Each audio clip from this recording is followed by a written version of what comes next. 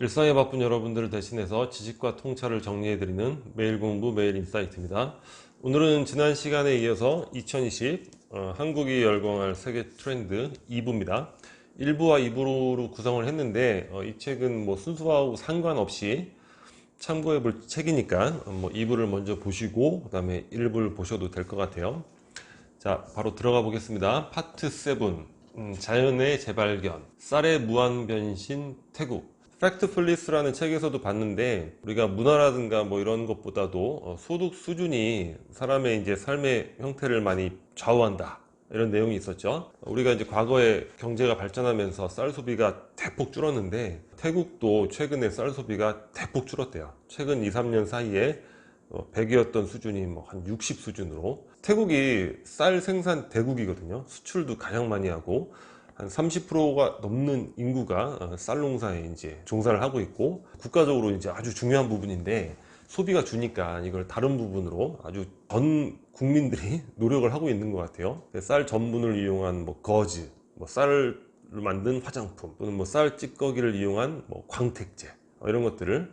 그래서 인사이트는 이제 쌀이 식품이라는 공식을 이제 깨라. 우리도 이제 많은 이제 주식 이외에 쌀을 이용한 음식도 많이 만드는데, 음식 이외에 여러 가지도 이제 만들 수 있다, 이런 개념이 되겠죠. 사진 자료를 찾다 보니까 뭐 2000쌀 화장품 뭐 이렇게 해서 우리도 이제 노력을 하고 있는 것 같아요.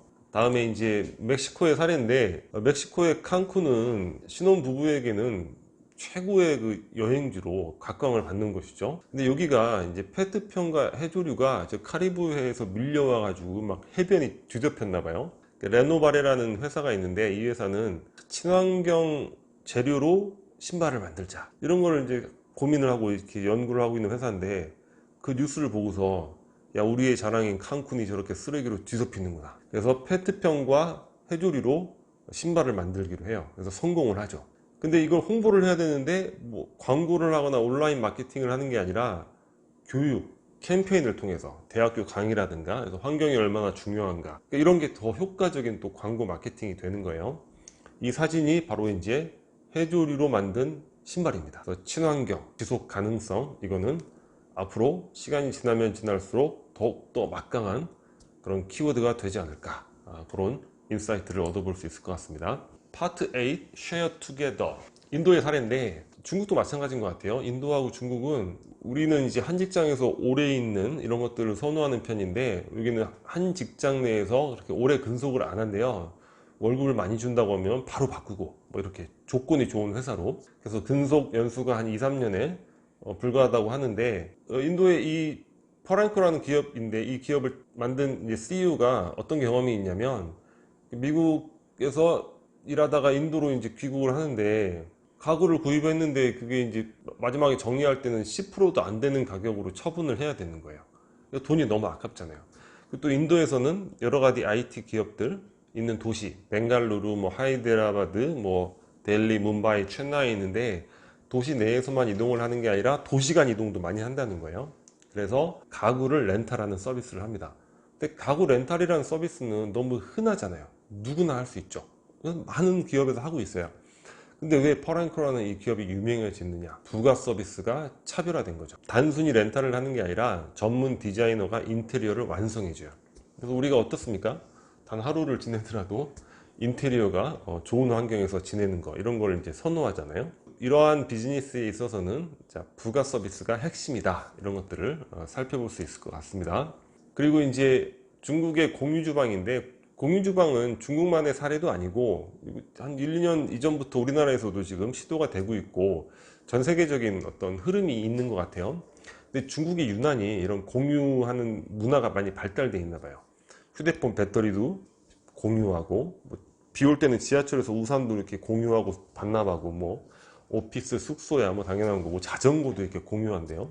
중국의 외식 산업이 발달되어 있잖아요. 전 세계 차이나타운 가면 다 식당가 아닙니까? 식당을 아무리 작은 식당을 하더라도, 골목 상권을 하더라도 독자적으로 하게 되면 최소한 5천만 원 정도 든단 말이에요. 보증금 플러스 기타 등등.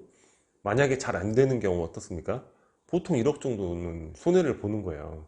근데 공유 주방은 지역이나 뭐 나라에 따라 다르겠지만 월 한 150만 원 정도의 비용, 보증금도 이제 그렇게 많이 소요가 되는 것도 아니고, 그리고 또 중요한 게 뭐든지 몰려 있으면 발전을 하잖아요.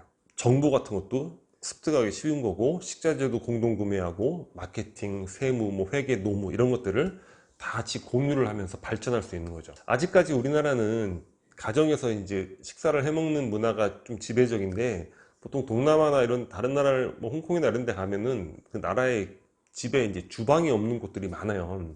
다 사 먹는 거죠. 그래서 우리도 아마 이런 문화로 변하지 않을까 싶어요. 왜냐면 집에서 직접 음식을 해 먹는 문화가 사실 갈등도 많이 발생시키고, 조금씩 식자재를 사서 이렇게 해 먹는 것도 비용적인 면에서 그렇게 효율적인 것 같지도 않고, 앞으로의 외식 산업, 음식 사업의 미래는 이런 공유 주방 형태로 이루어지지 않을까, 이런 생각을 해봤습니다. 일본의 이제 물품 보관 서비스인데, 이 회사는 이제 원래 물류 창고업을 했었는데, 기업의 이제 보관료 단가도 낮아지고 다른 업체들이 끼어들고 하니까 경쟁도 격화되고 해서 굉장히 이제 고전을 면치 못하고 있었나 봐요. 근데 이제 동일본 대지진 때 귀중한 물건을 막 찾고 있는 이런 영상을 보면서, 아, 저런 한 개인의 물품을 보관해주는 일을 하면 어떨까, 이런 아이디어를 내서 지금은 개인 물품 보관 서비스를 하고 있습니다. 이 박스 하나당 월 2,000원을 받고 있다고 하는데, 이게 이제 작은 박스고 저렇게 칸칸이 수납을 하면 그 어떤 일정한 대지 내에 일종의 저것도 임대료라고 개념을 지을 수 있잖아요. 그죠? 어느 정도 수익이 발생할 수 있는 여지가 있어 보여요. 근데 단순히 보관해 주는 게 아니라 이것도 어떻습니까? 보관하는 거 아주 단순한 일이죠. 흔한 일이고. 부가 서비스. 자, 물품을 받으면 일일이 하나씩 사진을 찍어서 자, 웹에 등록을 해 주는 거야. 보관을 맡긴 사람이 내가 이 물건을 보관을 맡겼는지 안 맡겼는지 모르잖아요. 바로 탁 클릭해서 찾아보면 아, 맡겼구만, 바로 알 수 있는 거죠. 거기에 더해서 뭐 화가들의 그림이라든가 피규어 같은 것들 보관도 하면서 판매도 대행합니다. 온라인을 통해서. 판매 대행이 됐을 때는 이제 수수료를 얻는 이런 또 비즈니스 모델을 발전시키고 있죠. 다음에 파트 9, Great Workplace라는 개념인데, 영국의 사례인데 이제 복지를 아웃소싱 하는 거예요. 이 회사 이름이 퍼크박스라는 회사인데, 처음에는 사무용품 인쇄물 B2B 회사로 이제 시작을 한 거예요. 하다가 잘 안 되니까 그다음부터 그 회사의 마케팅을 대행하는 일을 하다가 또 잘 안 되는 거예요. 그 과정에서 회사들과 많은 접촉을 하면서 정보를 취득했겠죠. 복지 아웃소싱 괜찮겠네. 그래서 퍼크박스라는 회사를 런칭을 해서 성공을 하게 됩니다. 그래서 구매, 영화, 공연, 식사, 쇼핑, 운동, 뭐 자기개발 이런 것들을 지원을 하고, 그 회사만의 커뮤니티를 만들어주고, 설문 기능도 만들어주고, 그 회사 담당자들, 회사원들을 위한 의료 상담, 이렇게 계속 진화를 해나가고 있어요. 여기서 살펴볼 수 있는 거는, 처음에는 사무용품 인쇄물의 B2B를 시작을 했는데 상황에 따라 유연하게 비즈니스 모델을 바꿔나갈 수 있는 거죠. 물론 인내심을 갖고 고집해서 처음 계획했던 바로 그 분야에서 성공할 수도 있겠지만, 그것이 어렵다면 유연하게 대처해 나갈 수도 있다. 이런 부분에 대해서 생각해 볼 수 있을 것 같습니다. 동일한 개념인데, 불가리아 같은 경우에는 이제 멀티 스포츠 카드, 이렇게 스포츠로 특화해서 복지를 아웃소싱 해주는 거죠. 기업만을 대상으로 한 스포츠 시설을 이렇게 만들거나 제휴를 해서 기업 대상으로 영업을 하고, 그 기업의 복지 서비스로서 그 소속 직원들이 이제 스포츠 시설을 이용할 수 있게 하는 거죠. 건강 컨설팅, 부가 서비스입니다. 그리고 휴가 시에는 뭐 스쿠버 다이빙이라든가 뭐 스키라든가 이런 레저 스포츠도 할 수 있게 해주고. 근데 많은 기업들이 이런 스포츠 카드 복지 아웃소싱을 선호한다는 거예요. 왜 그러겠어요? 운동을 통해서 체력이 보강되면 업무 능력이 향상되는 거죠. 그리고 그 직원 개인도 사실 체력과 건강은 중요하지만 회사 입장에서도 이런 부분들이 굉장히 플러스 효과가 된다는 거예요. 그래서 회사 입장에서는 복지시설을, 막대한 그 복지시설을 직접 만들고 직접 운영할 것인가, 또는 아웃소싱을 할 것인가, 이런 부분도 한번 고민해 볼 필요가 있겠죠. 자, 그리고 말레이시아의 사례인데 우리도 멀지 않은 사례가 될 것 같아요. 말레이시아는 지금 거의 완전 고용 상태라는 거예요. 일본도 그렇죠. 우리도 지금 인구가 어떻습니까? 지금은 구직자가 더 많지만 5년, 10년 내에 이렇게 역전이 된단 말이에요. 지금처럼 회사가 공고나네 뭐 이렇게 아니라 회사 입장에서 이제 적극적인 홍보를 해야죠. 그래서 말레이시아 웹 채용 사이트에서의 활동은 뭐가 있냐면, 기업에서 자사의 복지라든가 조직 분위기 뭐 이런 거 사진도 올리고 동영상도 올리고 직원의 인터뷰도 올려가지고 이렇게 홍보를 하는 거예요. 그래서 이 또 채용 기업에서는 오피스 투어도 기획하고 부트캠프도 만들고 커리어 페어를 해가지고 구직자와 이제 기업 관계자들이 만나서 맥주도 한잔 먹으면서 서로를 알아갈 수 있는 이런 공간도 많이 만들고, 그래서 우리에게도 멀지 않은 일이라는 이런 부분들, 기업에서 어떤 이런 부분들에 대한 준비도 필요하지 않을까 이런 생각이 듭니다. 자, 그리고 파트 10 스마트 소셜라이징입니다. 식사의 에어비앤비. 에어비앤비는 아시죠? 민박을 이제 알선해주는 플랫폼이죠, 전 세계에. 그래서 이거는 이제 숙소가 아니라 식사를 알선해주는 그런 플랫폼입니다. 이 회사를 창립한 부부가 이제 여행을 하는데, 이게 폴란드에서 식당의 이제 식사 수준이 불만인 거예요. 아, 이 훌륭한 음식이 많은데 왜 그럴까 해가지고 본인들이 직접 일정한 수준의 가정식을 이제 서비스하는 걸 홍보를 하는 거예요. 그랬더니 많은 분들이 이제 그걸 참여하기 위해서 지원을 하더라고요. 가까운 사람이 이제 또 IT 전문가가 있어서 이런 플랫폼을 이제 만든 거죠. 그랬더니 많은 사람들이 또 지원을 하는 거예요. 그래서 가정식을 홍보하고 그 후기를 참고해서 또 참가하고 싶은 사람들은 또 참여하고, 물론 비용이 있죠. 그러니까 이건 일종의 가정식을 제공한 사람에게 어떤 비즈니스가 될 수 있는 거죠. 그리고 거기에 참여했던 사람들도 이런 것들 나도 해볼 수 있겠네 하면서 또 비즈니스를 만들 수도 있는 것이고, 그리고 이게 또 시간이 흘러가면서 단순히 식사가 아니라 식사 후에 뭐 근처를 좋은 공간을 산책한다거나 이런 유대감을 형성하는 거. 이건 제가 그냥 명칭해 봤는데 에어비앤비형 비즈니스가 다양한 방식으로 진화되어 가는 거. 그래서 우리도 이런 부분에 대해서 많은 아이디어를 생각해 볼 수 있겠죠. 슬로바키아의 사례인데, 그 어플, 우리가 애플리케이션을 만든다는 건 그걸 통해서 직접적으로 어떤 수익을 얻는다는 거, 이런 생각 별로 많이 안 하잖아요. 저는 개발자가 아니기 때문에 잘은 모르겠지만, 그 자체로 수익을 낸다기보다는 애플리케이션을 만들어서 그것이 필요한 기업에 그걸 판매하는 형태가 일종의 이제 비즈니스 문법이 아닐까 이렇게 생각을 하고 있었는데, 이 어플 자체로 연매출 65억 이상을 지금 벌어들이고 있다는 거야. 뭐냐면 그 실시간 질의 응답을 할 수 있는 애플리케이션이라는 거예요. 이런 공간에서 이렇게 손 들고 이렇게 뭐 그쪽 뭐 질문하세요, 좀 비효율적이잖아요. 그래서 이 어플에 들어가서 이게 이제 이벤트 창을 만들어 놨겠죠. 그 안에서 그 해당하는 데 들어가서 질문을 올리면 뭐 좋아요를 많이 받으면 올라간다거나 싫어요를 받으면 내려간다거나 또 다양한 기능들이 있을 거예요. 그래서 그 소수의 이제 답변자들이 거기에 올라오는 질문들 순서대로 답변을 해주고 뭐 이런 것들이 이제 구현이 되는 겁니다. 특히 우리나라 같은 경우에는 이게 좀 얼굴 팔린다고 생각해서 대놓고 질문들 잘 안 하잖아요. 그런 것들이 또 문제다, 교육이 문제다 이런 얘기도 많이 하는데, 이거는 이제 어느 정도 익명이잖아요, 그죠? 익명의 손쉬운 질문, 특히 우리나라 같은 경우 이런 어플리케이션이 많이 필요할 것 같아요. 소통력을 강화시키는 도구가 되지 않을까, 이런 생각을 해봤습니다. 그 다음에 이제 대만의 사례인데, 맞춤형 선물 배송 서비스. 이게 남자는 미국, 여자는 대만에 있어요. 선물을 하고 싶은데 직접 하기 어렵잖아요, 그죠? 그럼 대만 사이트 들어가서 구매해서 받는 배송지 주소를 여자친구 집 앞으로 하면 되죠. 너무 밋밋하죠. 그래서 이벤트를 함께 해주는 그런 배송 서비스인 거예요. 이런 부가 서비스가 중요하죠. 그래서 배달 시에 원하는 맞춤형 이벤트를 해줍니다. 도화지에 메시지를 써서 한 장씩 이렇게 뭐 러브 액츄얼리처럼 해주세요, 또는 메시지를 읽어주세요, 아니면 노래를 불러주세요, 뭐 여러 가지가 있겠죠.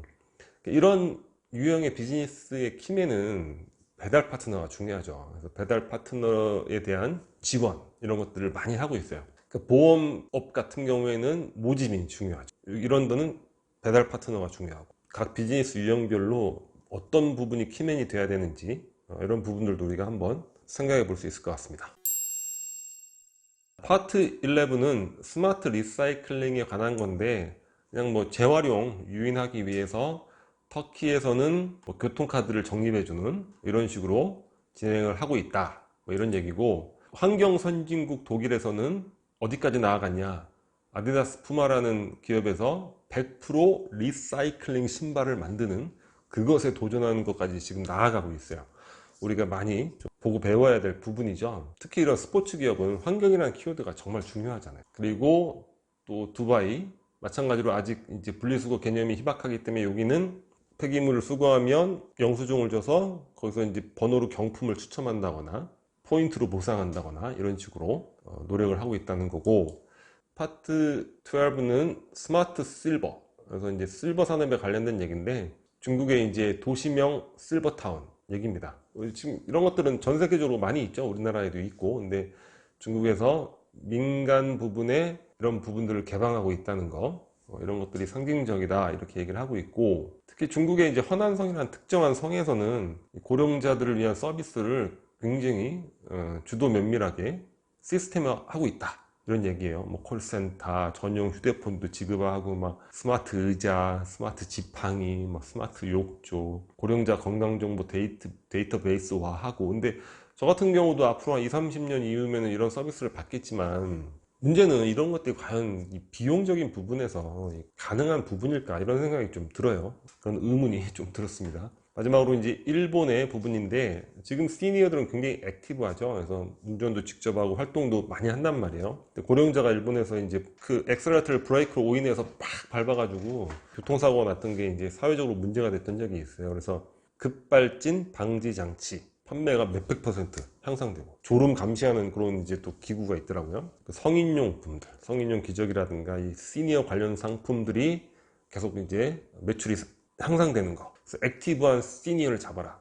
이런 부분들이 이제 이런 거는 이 정도는 누구나 생각해 볼 수 있는 그런 부분이 되겠죠. 그렇게 해서 자, 2020 한국이 열광할 세계 트렌드에 대해서 전체적으로 간략하게 요약을 해봤습니다. 우리가 이제 비즈니스 기회를 뭐 발견하는 측면에서도 의미가 있겠고, 그리고 각 비즈니스별로 어떤 난관이 있을 때 그것들을 극복해 나갔던 어떤 인사이트, 그리고 어떤 특정한 유형의 비즈니스에 있어서 어떤 부분이 중요한가, 그런 인사이트, 그리고 우리의 앞으로 일상이 어떻게 변화해 갈 것인가, 그런 부분에 대한 인사이트, 여러 가지로 유용한 책이라는 생각이 듭니다. 그래서 2020년 다가오는데 한번 참고해서 읽어보시면 도움이 되지 않을까 이런 생각을 합니다. 자, 방송은 여기서 마치도록 하고요. 여기 캐리커처가 구독 버튼이고, 앞으로도 좋은 영상 많이 준비하도록 하겠습니다. 감사합니다.